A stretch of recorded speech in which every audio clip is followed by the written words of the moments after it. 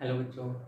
तो आज हम बात करेंगे इस आईआईटी जेई की स्ट्रेटजी पे, प्लानिंग पे, कि मतलब किस तरीके से हम एक अच्छा प्लान बना के एक अच्छा रैंक ला सकते हैं।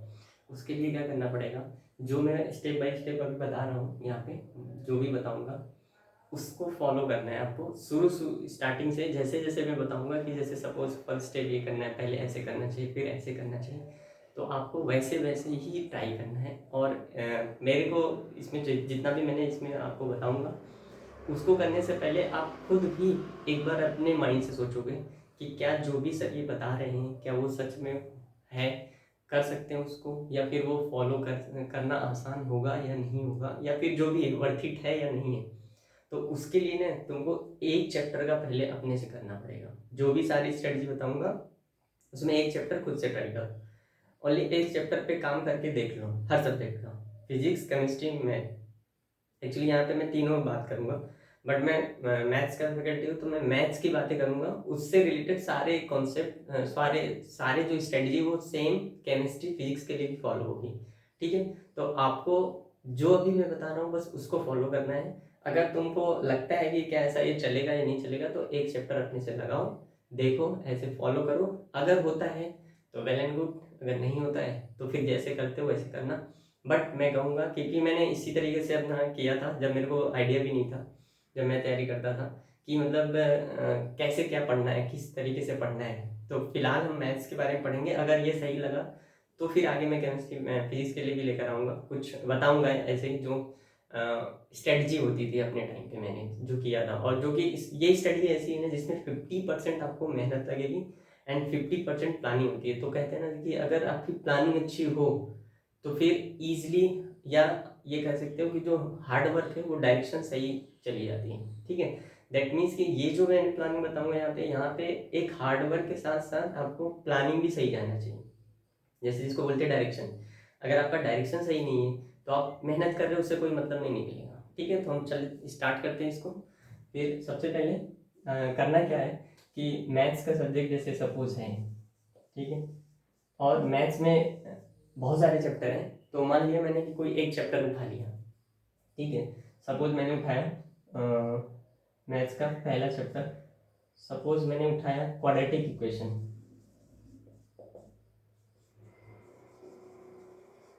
अब जो मैं इस पे बताऊंगा मतलब क्वाड्रेटिक इक्वेशन से रिलेटेड चीजें, या इसको बेस मान के चैप्टर को, मतलब इस चैप्टर में क्या क्या करना है, कैसे करना है, क्या नहीं का, उसके अकॉर्डिंगली सारे चैप्टर जो भी 30-35 चैप्टर ऑलमोस्ट बन जाते हैं छोटे बड़े मिला के मैथ्स में, तो उस सारे चैप्टर पे यही करना है। अब उसमें देखना है, सबसे पहले इसका काम क्या करना है आपको, फटाफट इसमें सबसे ज़्यादा हेल्प लगेगा पी वाई क्यू का।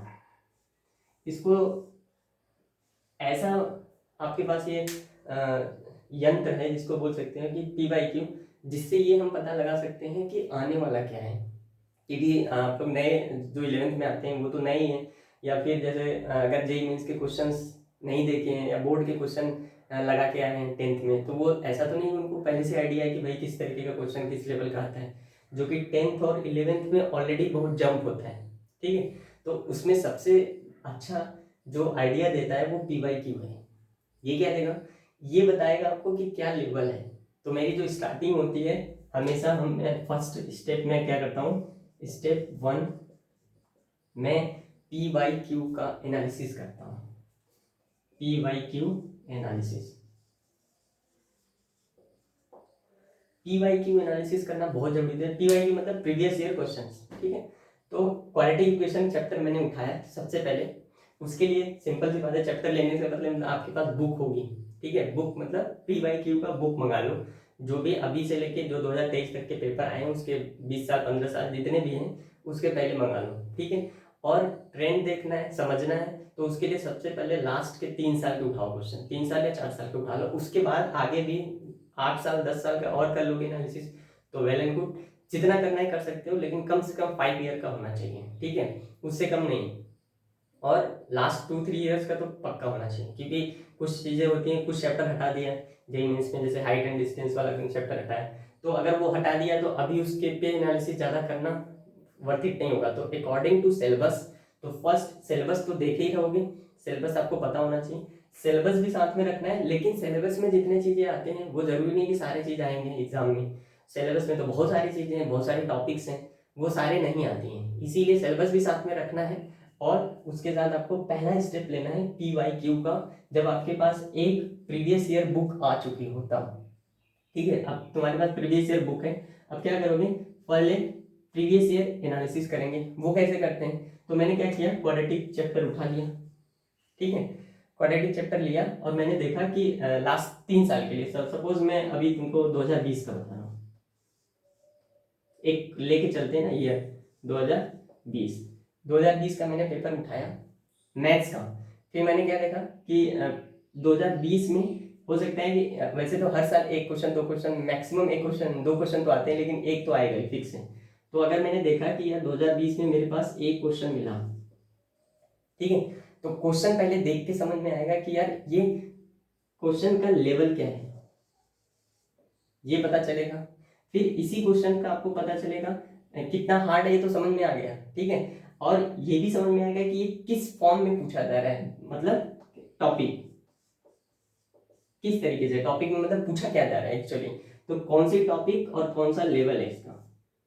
क्योंकि देखो सारे चैप्टर जो भी जेई मेंस में जो एडवांस में है वो जरूरी नहीं है ना। पहले देखो हम यहाँ पे बात करेंगे जेई मेंस का, तो मैं पहले ही क्लियर कर दूं कि मैं तुमको जेई मेंस की बात बता रहा हूँ, फिर एडवांस पे आएंगे, पहले तुरंत कूद नहीं जाएंगे सब पे। ठीक है, टाइम चाहिए। ये जितना अच्छा एनालिसिस करोगे उतना अच्छा तुमको बाद में कॉन्फिडेंस देगा, ये सेल्फ कॉन्फिडेंस देता है। अब कैसे देगा मैं अभी सब बताऊंगा तब समझ में आएगा। ठीक है, तो जेई मेंस का पहले लेना है, ठीक है, एडवांस की बात बाद में करेंगे। तो हमने क्या किया, प्रीवियस ईयर का उठाया, एक 2020 सेट लिया, उसके बाद उसमें बहुत सारे सेट होंगे 1 2 3 करके, तो एक सेट उठा लिया, उसमें पहला एक क्वेश्चन मिल गया, मान लो 2020 में क्वाड्रेटिक इक्वेशन के एक क्वेश्चन आया, तो मैंने चेक किया कि यार उसका लेवल क्या है। अब तुम कहोगे कि सर हमको पता कैसे चलेगा लेवल क्या है ना, कि जैसे तुम 10 से 11th में आए तो तुमको क्या पता कि क्वाड्रेटिक इक्वेशन का लेवल क्या है। तो उस टाइम पे तुमको क्वेश्चंस को नोट डाउन करना है, एक कॉपी बनानी है, उस कॉपी में बस ये लिख लेना है कि लेवल तुमको नहीं समझ में आ रहा है, चलो कोई बात नहीं, तो लेवल नहीं समझ में आया, लेकिन हमने ये लिख लिया कि क्वेश्चन कितने हैं। एक क्वेश्चन आया, और देखो क्वेश्चन पढ़ के भी समझ में आ जाता है, इतना क्वाड्रेटिक क्वेश्चन 10th में पढ़े हो, तो अगर 11th की जो सब्जेक्ट होगा, जब चैप्टर चलेगा, जैसे कि ये जो एनालिसिस चलेगी वो कब की बात है, जब हम कुछ तो चैप्टर पढ़ेंगे ना। मैंने ये चैप्टर उठाया जब मैं मान लिया कि मेरा ये चैप्टर स्टार्ट हुआ है कोचिंग में, या फिर जहाँ पे भी तुम पढ़ाई कर रहे हो, ठीक है, तब की बात है, तब हम ये स्टार्ट करेंगे क्वेश्चन, मतलब चैप्टर स्टार्ट होने से पहले, जब स्टार्ट हो गया स्कूल में या कोचिंग में, तो हमारी एनालिसिस ये हो जानी चाहिए। 1 घंटे 1.5 घंटे लगेगा तुमको इसका एनालिसिस करने में, ठीक है। उससे क्या क्या फायदे होंगे ये देखना है। तो चलो क्वेश्चन उठा लिया, मेरे को पता चलेगा अब टॉपिक चल रही है, स्टार्ट हो गया है, ठीक है, तो हमको ये तो समझ में आएगा यार ऐसा ऐसा सर ने पढ़ाया है, तो इसका लेवल क्या है, थोड़ा बहुत तो अंदाजा लग जाएगा। ठीक है, नहीं लगा तो ठीक है, क्वेश्चन नोट कर लिए। फिर उसके बाद हमने देखा कि टॉपिक क्या है, टॉपिक तो समझ में आ जाएगा, टॉपिक तो नोट कर लो कि सपोज हम उसमें से कुछ ऐसा पूछा है कि कॉमन रूट्स निकालने का, या फिर रूट्स के बिटवीन क्या सोल्यूशन है वो निकालने का, या फिर कभी कभी सिंपल क्वेश्चन कुछ पूछ दिया है, ठीक है, तो वो टॉपिक हम नोट कर लिए।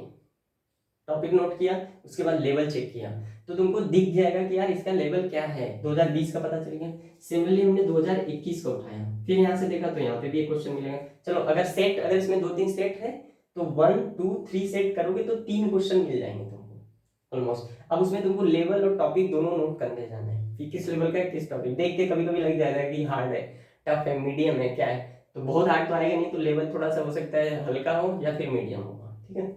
फिर उसके बाद 2021 उठाए, उसके भी क्वेश्चन ढूंढा, एक क्वेश्चन मिल गया, इसमें भी लेवल प्लस टॉपिक दोनों पता चल गया, ठीक है। फिर से हमने देखा, तो जब हम ऑलमोस्ट 3 सेट ही देख लेंगे ना, जैसे 20 21 22 देख लिया, तो ही समझ में आ जाएगा कि इसका क्या चल रहा है, ट्रेंड क्या चल रहा है। जो लास्ट के 2 2 3 3 सेट एक एक में अगर आ रहे हैं, तो 5 6 सेट लगाने के बाद 6 क्वेश्चन आपको मिल गया। अब मान लिया कि हमारे पास कितने क्वेश्चन है, 6 क्वेश्चन है लास्ट 3 ईयर्स के। अब इसको मान के हम चलेंगे आगे, मान लिया कि इसमें से 6 क्वेश्चन उठा लिया, या फिर सपोज एक एक क्वेश्चन एक एक ईयर का है, तो तुमने 6 साल का एनालिसिस किया हो, तो 6 साल में तुमको 6 क्वेश्चन समझ में आ गए। अब 6 क्वेश्चन से फायदा क्या होगा कि जब हम चैप्टर पढ़ेंगे या पढ़ते टाइम पे ये समझ में आ जाएगा, जब टीचर्स क्लास में लेंगे ना, मतलब क्लास लेंगे, तो तुमको सबसे पहले ये समझ में आएगा कि यार ये जो जो टॉपिक चल रही है ना वो कितना इंपॉर्टेंट है। पहला, जब तुमको पता चलेगा कि यार नेचर ऑफ रूट्स चल रहा है या फिर रूट्स निकालने का चल रहा है, ठीक है, या दो रूट्स के बीच में एक नया रूट्स निकालने का चल रहा है, जो भी चल रहा है बिटवीन रूट्स, तो जब टॉपिक समझ में आएगा कि यार ऐसा क्वेश्चन तो पूछा जाता है, तो उससे क्या फायदा होगा कि यार तुम पूरा फोकस्ड हो जाओगे, पूरा एकदम ध्यान से देखोगे उसी को, ठीक है, कि यार जो टॉपिक चल रहा है वो हमारा छूटना नहीं चाहिए, वो ध्यान से रहेगा। अब वो चाहे जितना भी मर्जी हो, उसके टॉपिक टफ हो या इजी हो, तुम हमेशा ट्राई करोगे उसको समझने का, अगर नहीं समझे तो दोबारा पूछोगे, ठीक है, क्यों, क्योंकि तुमको पता है कि ये इंपॉर्टेंट है। पहली बात, इससे ये समझ में आ गया। उसके बाद ये भी आइडिया हो जाता है कि जो टीचर सर पढ़ा रहे हैं वो किस लेवल पे पढ़ा रहे हैं। सपोज सेम टॉपिक उठाया और उस टॉपिक का क्वेश्चन आया था टफ, ऑलमोस्ट बार बार टफ आता है सपोज, और तुमको वो हल्के लेवल में पढ़ा के निकाल दिया गया, तो तुमको समझ में आ जाएगा कि ये जो हमारे को पढ़ाया गया है वो शायद उस लेवल पे नहीं है, तो आप ट्राई करोगे कि उस लेवल पे जाके सर से समझने का। पहला दो चीज यहाँ से ये क्लियर हो जाएगी।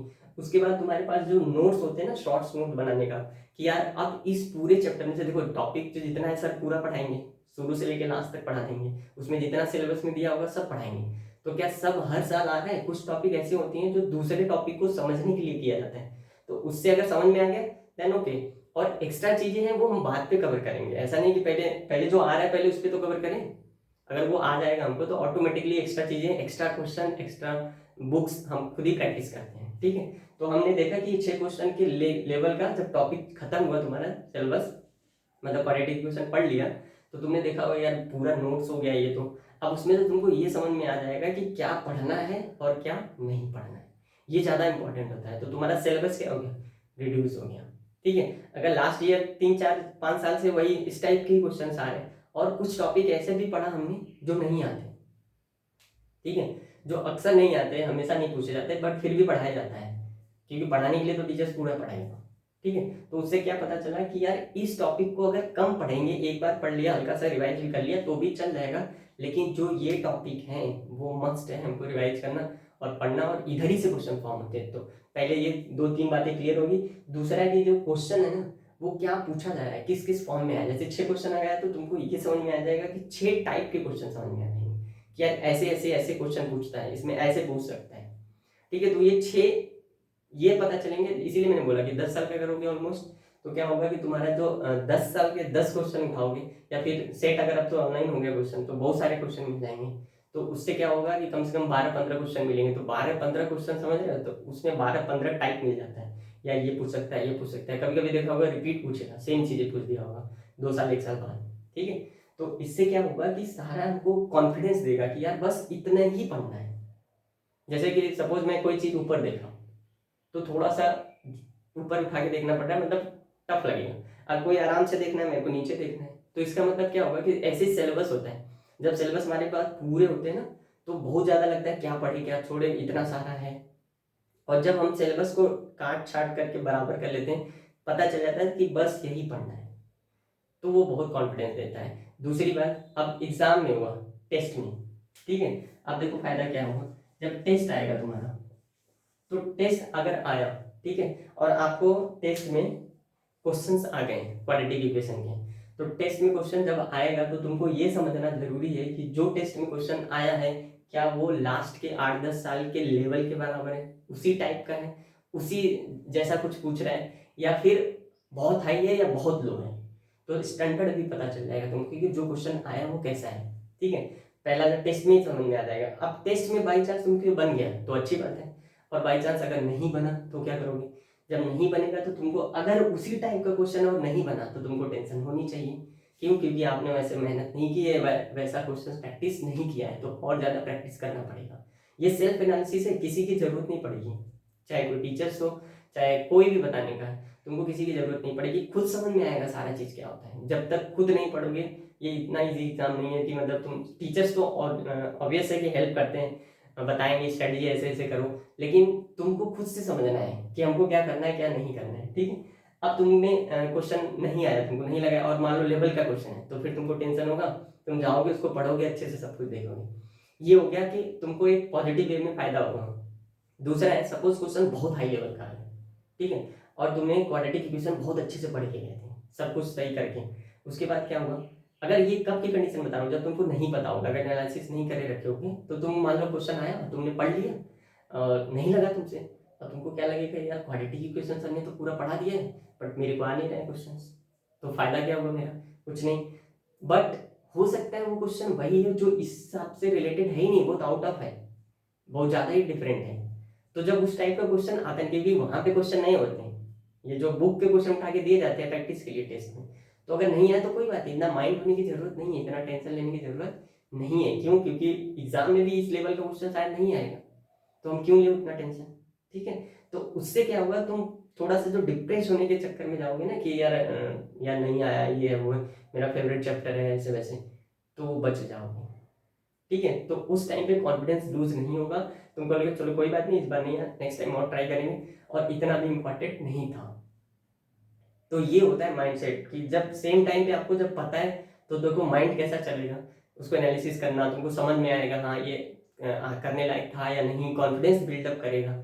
और अगर नहीं पता है तो फिर वही टेंशन ले लेंगे कि अरे यार क्वेश्चन ही नहीं, या ये हो गया वो हो गया, ठीक है।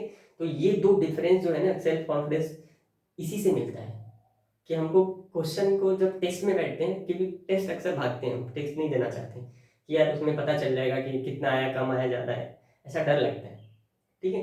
तो उस बारे में इससे क्या होगा, बहुत ज़्यादा क्लियरिटी आएगी आपको, और हमेशा कॉन्फिडेंस में होके जाओगे। जैसे किसी भी चैप्टर का टेस्ट होगा ना, तो उसमें जाओगे आराम से कि यार यही तो पढ़ना है, यही टाइप का क्वेश्चन ढूंढना है, ये बन गया दैट मीन्स मैं अच्छा हूँ, अभी मेरा सही चल रहा है जेईई मेंस लेवल की तैयारी। सेम चीज़ में एडवांस के लिए दूसरे, बस एक आगे बढ़ेंगे, पहले अभी ये समझना है मेंस के लिए, ठीक है। तो हमने ये सारा चीज़ देखा कि ऐसे ऐसे करने पे हमको ये फायदा होगा। तो अब तुम ऐसे सोच लो कि ये एक चैप्टर की बात मैंने बताया, इसी तरीके से पूरी चैप्टर है। देखोगे तुम, लिमिट के क्वेश्चन होते हैं बहुत इजी आते हैं, बहुत इतना हाई लेवल का नहीं आता, पहले तो बहुत ज़्यादा इजी आते थे, अब अगर आता भी होगा तो थोड़ा बहुत ठीक ठाक कर देगा। अगर हमसे लिमिट के भी क्वेश्चन नहीं बन रहे, तो फिर हम फिर क्या प्रैक्टिस कर रखे हैं, मतलब हम कंटिन्यूटी, डिफरेंशियबिलिटी और इंटीग्रेशन तो भूल जाएं कि हमसे बहुत अच्छे क्वेश्चन आ जाएंगे तो होगा, फिर तो नहीं होगा। तो इसका मतलब लिमिट जैसे चैप्टर में हमको कितना टाइम देना है वो भी पता चलेगा। और जैसे देखो, हाँ इसी में मान लो कि ये चैप्टर तुमने पढ़ लिया और तुमको पता है यार एनालिसिस करने के बाद कि क्वेश्चन इसके मीडियम आते हैं, ठीक है, तो प्रैक्टिस भी अच्छा खासा चाहिए, ऐसा नहीं कि हल्का से करने पे हो जाएगा, तो हमको टाइम भी ज़्यादा देना पड़ेगा, खुद से पता चलेगा। और कभी कभी क्या होता है, हमको लगता है एक क्वेश्चन आता है यार कर लेंगे, ठीक है, लेकिन पता नहीं है कि वो क्वेश्चन किस लेवल का आता है। तो अगर मान लो अब लिमिट की बात करें चैप्टर, अब लिमिट का क्वेश्चन हो गया, तो लिमिट में हम प्रैक्टिस करके 8 साल 10 साल का पेपर एनालिसिस किया, पता चल गया कि यार लिमिट के क्वेश्चन आते कैसे हैं, तो देखा कि लिमिट के क्वेश्चन तो यार बहुत हल्के फुल्के हैं, मतलब नॉर्मल कंसेप्ट पढ़ाया सर ने, तो उससे हम उड़ा देंगे आराम से, कोई दिक्कत नहीं है। तो फिर हम उसमें उतना ही टाइम देंगे, क्यों ज़्यादा इधर उधर जाए। लिमिट का क्वेश्चन बहुत हाई फाई आ गया तो छूट गया तो कोई बात नहीं, टेंशन नहीं लेंगे उसमें। तो वो सेल्फ कॉन्फिडेंस जो थ्रू आउट द ईयर होगा ना 2 साल, वो बना रहेगा। अदरवाइज क्या होता है कि डाउन होने लगता है। ये ऐसा एग्जाम है जो डे बाय डे तुमको लगेगा कि पहले ठीक है ठीक है ठीक है, शुरू में क्योंकि ज़्यादा चैप्टर पढ़े नहीं रहते हैं, जब कंपाइल होता है एक साथ हमारे पास 10-10 12-12 चैप्टर हो जाते हैं, उसके टेस्ट होते हैं, दो दो एक एक चैप्टर में, तो ज़्यादा फर्क नहीं पड़ता है। फिर उसके बाद प्रॉब्लम आती है कि क्या करें कैसे करें, ठीक है। और एक साथ जब आता है, और जितना 12th में जाओगे जब वो पेपर पास आएगा ना, तो बहुत कन्फ्यूजन होता है। कन्फ्यूजन ये भी होगा कि जो पढ़ा है क्या सफिशिएंट है या नहीं, अरे क्या पढ़े क्या छोड़ दे, कौन सा और बुक लगा ले, ये सारी प्रॉब्लम्स आएंगी। रियल प्रॉब्लम यही है, क्यों? क्योंकि आप दूसरे के भरोसे बैठे थे, आपने बस देखा कि इस टाइप के क्वेश्चन आते हैं, बुक लगा लिया, 50 तो बुक लगा लिया, कोई फायदा नहीं है, ठीक है। बुक लगाओ चाहे 50 चाहे जितना लगाओ लगाओ, लेकिन उसके लिए सबसे पहले जो डिमांड है ना, जो डिमांड है हमारे जेईई मेंस की, उसको समझना है। अगर तुमने पेपर का डिमांड के तुमको वहां पे जाके ये पीएचडी नहीं करनी, ठीक है, कि बहुत ज़्यादा तुम ला दोगे तो भाई पीएचडी का मिल जाएगा। रैंक तब लाओगे ना जब तुम एग्ज़ाम के अकॉर्डिंग चलोगे, जो एग्ज़ाम डिमांड कर रहा है उसके ही अकॉर्डिंग चलो, उतने ही लाओगे अपने आप अच्छा रैंक आएगा, ठीक है। ये सारी चीज़ें अगर आप सेल्फ एनालिसिस करोगे, सबसे बड़ा इसमें मेरे को ऐसा लगता है जो टेक्निक है जिस तरीके से हम ट्राई करेंगे, उसमें हमको सेल्फ कॉन्फिडेंस दिखेगा। और ये मैं बोल रहा हूँ तुमको, एक चैप्टर ट्राई करके देखो बस, किसी भी एक चैप्टर को ट्राई, जो करंट में तुम्हारा चल रहा है वही चैप्टर उठा लेना, ठीक है, उसको पूरा ऐसे ही करके जाओ, फिर देखो मन कैसे लगेगा। कभी कभी क्या होगा, सर पढ़ा रहे हैं लेकिन वो टॉपिक टफ है, बट उससे क्वेश्चन आता है, तो क्या होता है ना कि अगर हमको पता नहीं रहेगा और टॉपिक चल रही है वो टफ है, तो ऐसा मन नहीं लगता है कि छोड़ो अरे कोई बात नहीं, कम समझ में आए तो भी चलेगा, क्या है, पता ही नहीं होता है तो थोड़ा इग्नोर कर जाते हैं, या फिर बात करने के चक्कर में तो नहीं देखा, छूट गया। लेकिन अगर वही पता होगा कि ये टॉपिक टफ भले से है लेकिन आता है, तो तुम उसको ध्यान से देखोगे। जब ध्यान से देखोगे तो वो सिंपल हो जाएगी तुम्हारे लिए। ठीक है, तो ये सारे परसेप्शन चेंज हो जाते हैं अगर आपको एनालिसिस अच्छा है तो। दूसरी बात, किसी से पूछना नहीं पड़ेगा सर क्या पढ़ें क्या नहीं पढ़ें, स्टार्ट कैसे करें कैसे नहीं करें, वो सब आइडिया हो जाएगा अपने आप। अपने आप अगर पढ़ोगे तभी समझ में आएगा। ये ऐसा एग्जाम है जो सेल्फ कॉन्फिडेंस बहुत मांगता है।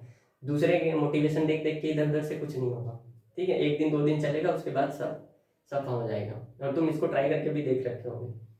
ठीक है, तो जो मैं बता रहा हूँ उस तरीके से जाओ, एक चैप्टर ट्राई करो, चाहे फिजिक्स हो चाहे केमिस्ट्री हो चाहे मैथ्स हो। ठीक है, उसके बाद मैं फिर बताता हूँ कि एक्चुअली में फिर उसके बाद क्या करना है। ठीक है, तो मिलते हैं एक मिनट।